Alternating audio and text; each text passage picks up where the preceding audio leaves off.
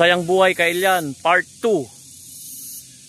Dito sa camping grounds naman, dito sa Scenery Resort.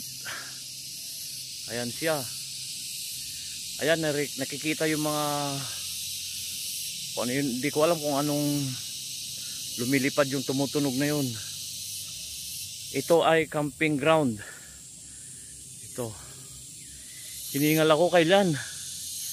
Antas kasi bundok. Ito laki ng deposito nila ng tubig. Ayan oh. Kung gusto niyo mag-overnight. Ayan. Panoorin niyo yung unang vlog ko. Ito part 2 ito.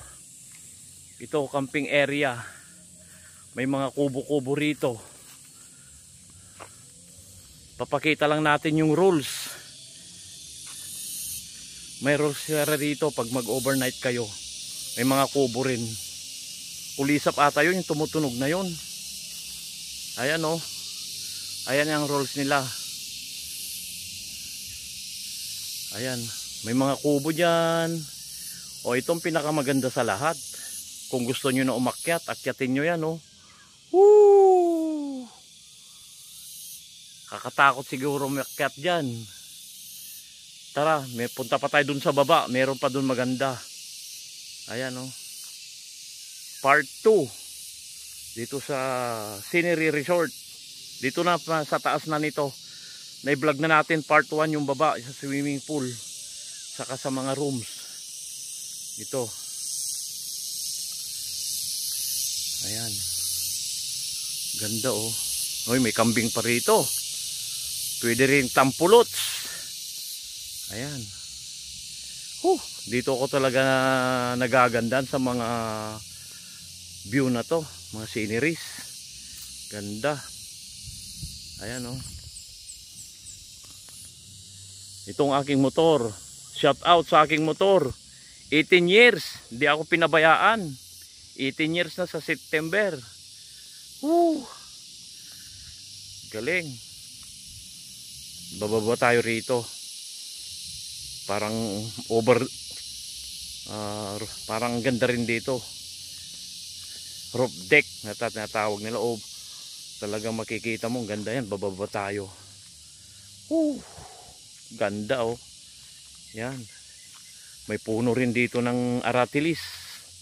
Ayun, kawayan oh. Made of kawayan. Ayan.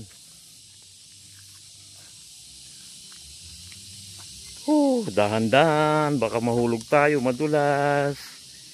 Ayun. Ayan. Ang ganda oh. Bundok na. Pababa ulit. Ayan. Ayan. Wow, wow. Baba ulit. Wow. Ganda. May tumutunog talaga oh. Hindi ko alam anong parang kulisap yan. Ayan oh. Dito muna tayo papakita natin ang mountains. Ayan oh. Oh. Yan. Tapos kung gusto nyo mang-esterito, yan, ganda. Tara, kalakad-lakad tayo. Tulay na kawayan. Sa ilalim ay bangin. Pag nagkamali ka rito, laglag ka sa bangin. Napakatarik. Ayun, may harang pa rito, tali o lubid oh. Para hindi ka pupunta sa panakadulo na yan. Ayan oh, dito ka lang titingin. Ganda. Bundok. Papakita natin yung pinanggalingan natin sa taas. Ayan. Ayun oh. Ayun. Ayan. Dito silong ng mangga oh.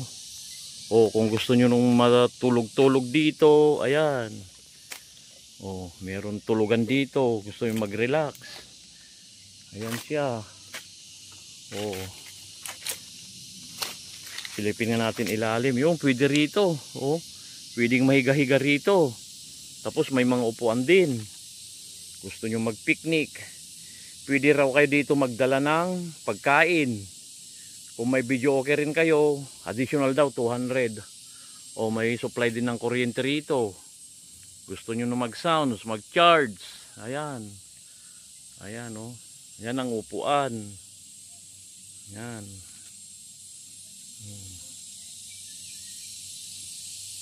Ganda. At ito yung tinulayan ko. Ayan oh. Ayan oh.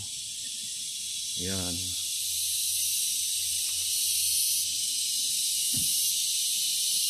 Ito lang yung part 2. Hindi ko na iniwalay ko na lang kasi medyo mahaba na yung part 1 natin eh. Ayan. Shout out po sa mga mahilig sa mga kalikasan dyan, natural resources. Shout out po sa inyo. Ako talaga favorite ko is green, berde, luntian. Yan ang favorite ko talaga. Kaya pag nakakakita ako ng ganito, kasi almost 30 years ako sa Maynila, bihira ako umuwi ng probinsya. So dito ako parang na-excite ako sa mga ganito. Ganda. Woo! Ayan oh, ang tarik ng bangin. Ayan oh, may mga ibon pa lumilipad oh. Ayun oh. Yan. Ayan. Akyat na po tayo. Para makita naman yun yung paakyat. Ito, tulay. Kawayan. Camping. Pwede kayo rito. Bisitahin nyo na lang kanilang Facebook page. Ayan o.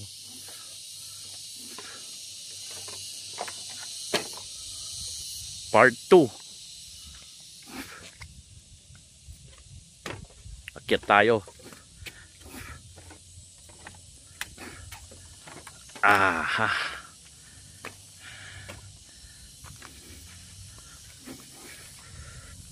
Ganda oh. Salamat din, nakuha ko na rin yung license ko. Matagal ko nang hinahangad. Ayan oh. So papakita ko lang yung pinuntahan ko. Ganda. Talagang ma-explore nyo. Green na green oh. Oh. Grabe. Hanggang dito na lang. Kailan. Salamat sa panonood. Share, subscribe. Salamat. Mag-ingat kayo. I love you all.